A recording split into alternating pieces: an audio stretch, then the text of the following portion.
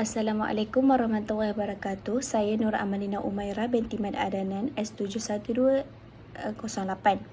Pada hari ini saya akan membentangkan tentang renewable resource, iaitu sumber yang boleh diperbaharui dalam konteks kelestarian alam sekitar. Dari segi definisi sumber yang boleh diperbaharui, sumber yang boleh diperbaharui ini adalah sumber yang semula jadi, yang dapat dijana semula secara berterusan melalui proses secara semula jadi dan tidak akan habis walaupun digunakan dalam tempoh dalam jangka yang lama jika diguna dengan baik.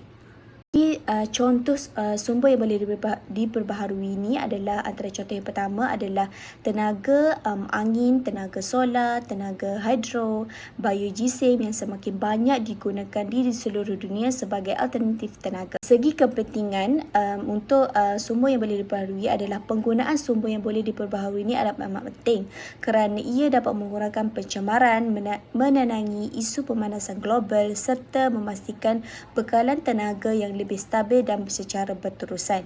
Dari segi kesimpulan pula, sumber yang boleh diperbaharui ini adalah sangat penting dalam memastikan kelestarian alam sekitar dan kesejahteraan hidup manusia pada masa hadapan.